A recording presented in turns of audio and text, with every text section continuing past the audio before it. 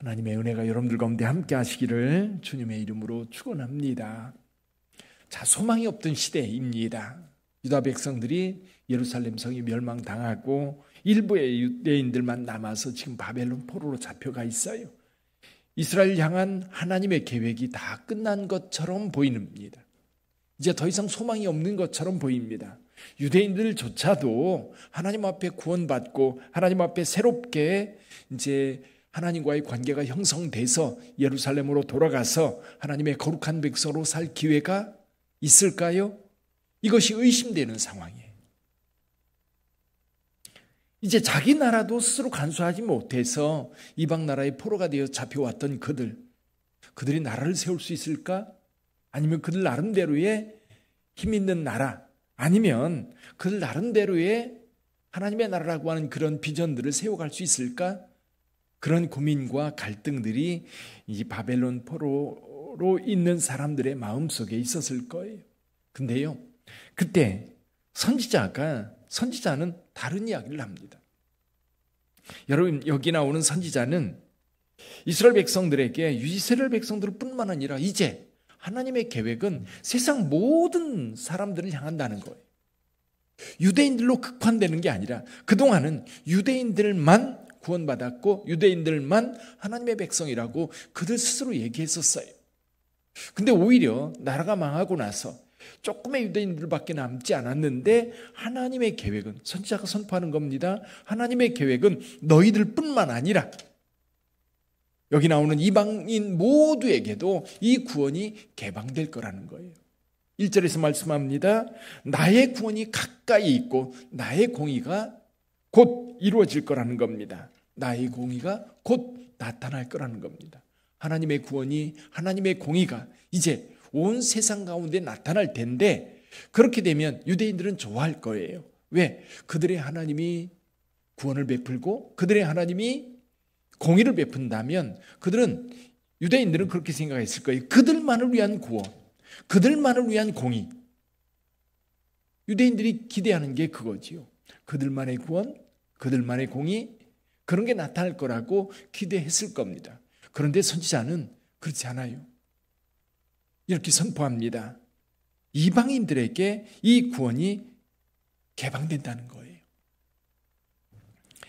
우리 하나님께서 이제 유대인들로 국한되는 게 아니라 이 구원의 역사가 온 세상을 향해 퍼져나갈 것을 여기에서 선언합니다. 3절 한번 읽어볼까요?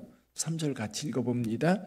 여호와께 연합한 이방인은 말하기를 여호와께서 나를 그의 백성 중에서 반드시 갈라내시리라 하지 말며 고자도 말하기를 나는 마른 나무라 하지 말라.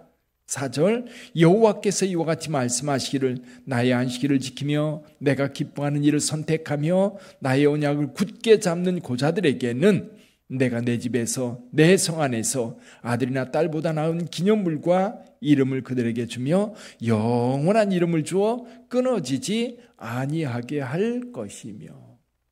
할렐루야. 이방인들에게 개방되었어요.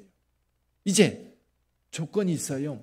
그동안 유대인들은요, 이런 생각을 가지고 있었어요. 아브라함의 후손들, 아브라함과 이삭과 야곱, 그리고 쭉 이어져서 다윗 왕조. 그래서 아브라함의 후손들만 하나님의 구원을 받고 하나님의 거룩한 백성으로 세움을 받았다. 그런 혈통주의적 생각, 민족주의적인 생각, 그것이 하나님의 구원의 테두리라고 생각을 했을 거예요. 그런데 이제는 아닙니다. 선지자는 분명히 이야기합니다. 하나님의 구원이 나타날 겁니다. 하나님의 공의가 나타날 텐데 이제는 혈통적 유대인이 아니라는 거예요. 어떻게? 믿음으로 하나님의 말씀을 실천하고 그 하나님의 말씀을 따르는 자들, 그들이 바로 하나님의 구원받은 백성이 될 거라는 겁니다. 전에는 고자들은 성전에 들어갈 수 없었어요. 하나님의 백성의 회중에 들어갈 수 없었습니다. 그런데 고자들도 마른 나무다, 그렇게 말하지 말라는 겁니다. 기념물을 세워서 하나님께서 그들을 영원히 기억해 주겠다는 겁니다. 그게 오늘 주님께서 하시는 말씀이에요. 우리 하나님께서 어떤 사람, 그러니까 이방인이라고 해서 다 하나님의 백성에 편입되는 건 아니죠. 무조건 편입되는 게 아니라 조건이 하나가 있어요. 이 뭐예요? 믿음과 행함입니다. 믿음과 행함. 어떤 것을 행해야 되는지 한번 볼까요? 2절 한번 읽어봅니다. 2절 같이 읽어봅니다. 안식일을 지켜 더럽히지 아니하며 그의 손을 금하여 모든 악을 행하지 아니하여야 하나니. 예. 그러면서 이와 같이 하는 사람, 이와 같이 굳게 잡는 사람은 복이 있느니라. 여러분, 안식일을 지켜 더럽히지 아니하며 그의 손을 금하여 모든 악을 행하지 말아야 합니다. 자, 내 삶을 하나님 뜻에 맞는 하나님의 거룩한 백성으로서의 삶을 살아가야 되는데, 안식일을 지킨다고 하는 것은요, 하나님을 경외한다는 얘기입니다. 하나님을 삶의 중심에 둔다는 얘기예요. 일주일의 하루를 하나님께서 창조하신 그날 하나님 앞에 온전히 드려 온전히 예배하면서 하나님을 높이는 그런 삶을 사는 사람을 이야기합니다. 자기 삶에 바빠서 안식일을 잃어버리고 주일을 지키지 아니하고 하나님을 예배하는 것을 잃어버리는 그런 삶이 아니라 자기 삶의 중심에 하나님이 있는 사람이에요. 그리고 악에서 떠난 사람이에요. 좀 전에 읽어드렸지요. 3절에서도 말씀합니다. 3절에서 이렇게 말씀합니다. 4절입니다. 4절 여호와께서 이와 같이 말씀하시기를 나는 안식일을 지키며 내가 기뻐하는 일을 선택하며 나의 언약을 굳게 잡는 고자에게는, 여기 세 가지를 이야기하고 있습니다. 안식일을 지키며 내가 기뻐하는 일을 선택하며 나의 언약을 굳게 잡는 자. 뒤에 고자들, 이방인들 이렇게 나오고 있는데 누구나입니다. 누구나 하나님의 언약을 꼭 잡고 있는 그가 하나님의 구원받은 백성이 될 거라는 거예요. 하나님의 공의가 그의 삶을 지켜줄 거라는 겁니다. 아직 그때가 이루어지지 않았어요. 근데 이사야 선지자는 분명히 말합니다. 곧 그날이 올 거라는 거예요. 곧 그날이 올 거예요. 그 좋은 날이 올 거예요. 포로 생활이 아니라 구원받은 자의 삶. 불의가 세상을 지배하는 그런 세상이 아니라 공의가 세상을 지배하는 세상. 그런 나라가 곧 오게 될 거라는 거예요. 근데 어떻게 와요? 그런 나라는 누구의 것이에요?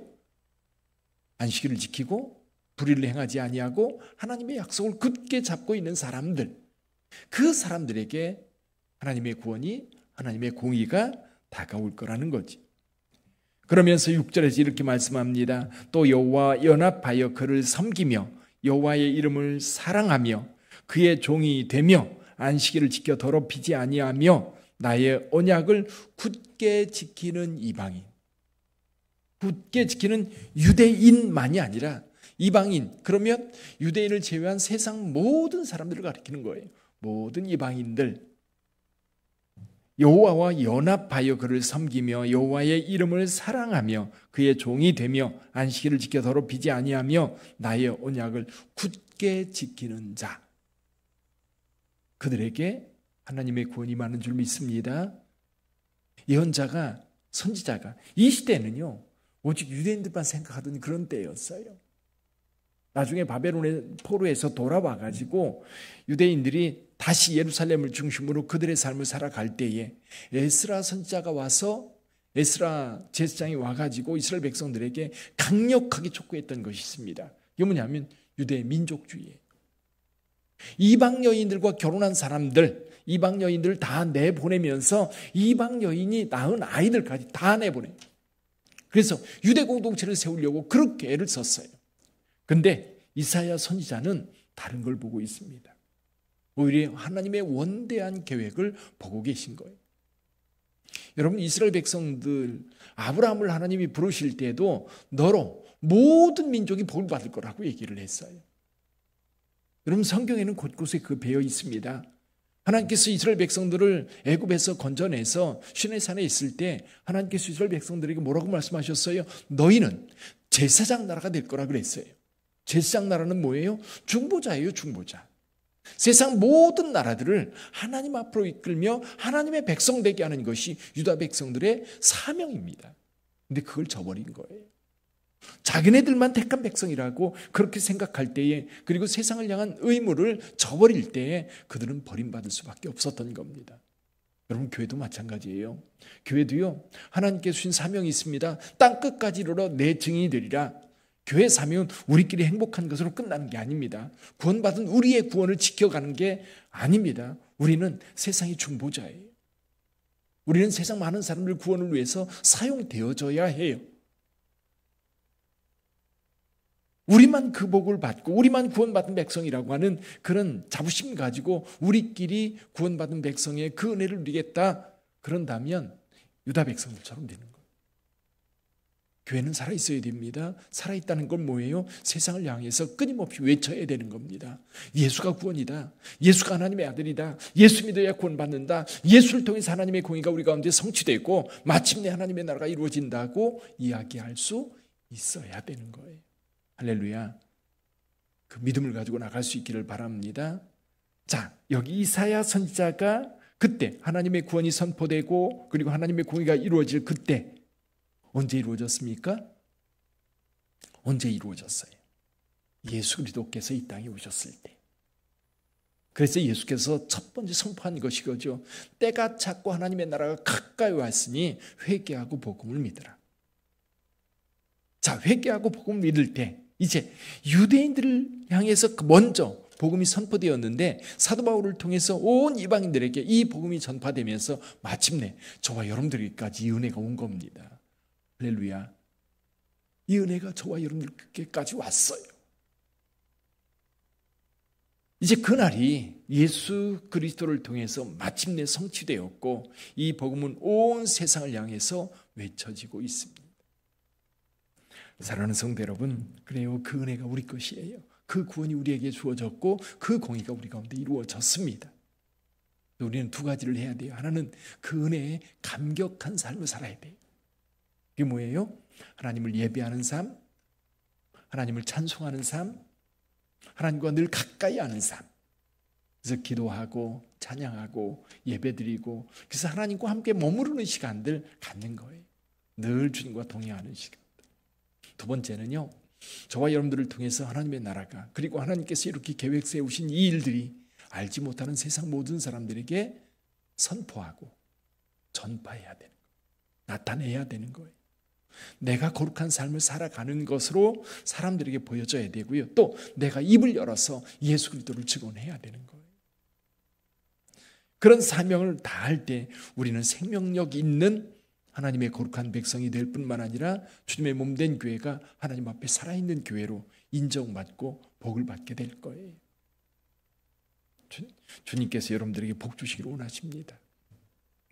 그래서 오늘 여기 6절에서 말씀하는 것이 있죠. 또 여호와를 연합하여 그를 섬기며 여호와의 이름을 사랑하며 그의 종이 되며 안식일을 지켜 더럽히지 아니하며 나의 언약을 굳게 지키는 이방인.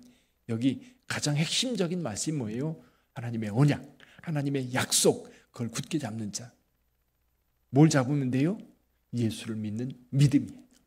예수 믿는 그 믿음을 굳게 잡고 주님 오시는 그날까지 늘 주님과 함께하는 삶, 감사하고 즐거워하고 행복하고 충만한 삶을 살아가고 또 한 가지는 끊임없이 세상을 향해서 주 예수 그리스도를 이야기하는 삶. 그 삶이 우리 빛된 모든 성도들에게 있기를 주님의 이름으로 축원합니다. 기도하겠습니다.